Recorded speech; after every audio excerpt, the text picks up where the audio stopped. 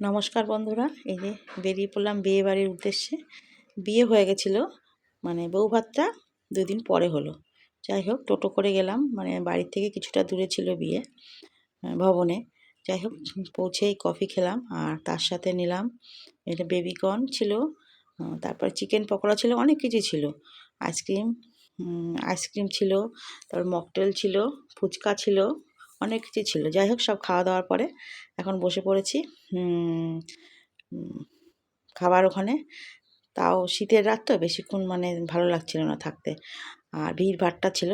যাই হোক, খেতে বসে পড়েছি। আর এই যে এখন দিয়ে দিয়েছে, এই যে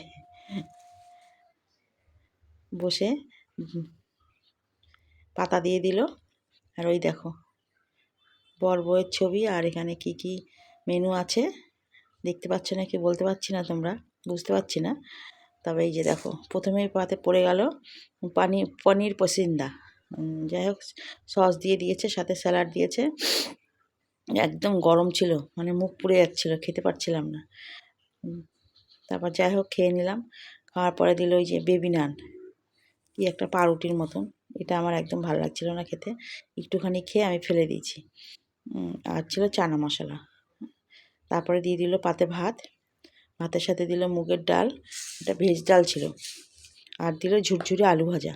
বেশ ভালোই লাগলো খেতে। তারপরে পড়লো পাতে কাতলা মাছ, দই কাতলা। আমি ঝোল ঢোল নিইনি, আমি শুধু একটু মাছ দিয়ে খেয়েছি, কারণ অত রাত্রে আমি তো ঝোল ঢোল খেলে মানে অসুবিধা হতে পারে, ওই জন্য খাইনি। তারপরে দিয়েছে পোলাও আর মটন কষা।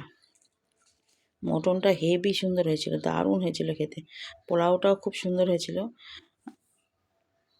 তারপরে চাটনি, পাঁপড়, তারপরে এই যে মিষ্টি, রসগোল্লা ছিল, আর মানে গুড়ের রসগোল্লা, এখন তো গুড়ের রসগোল্লাই হয়। আর ছিল সন্দেশটা দেখানো হয়নি। তারপরে বেরিয়ে আবার একটু এই মকটেল খেলাম, যাতে একটু হজম হয়ে যায়। বেশ খেতে ভালোই লাগছিলো, ঝাঁঝ ঝাঁঝ ঝাঁঝ।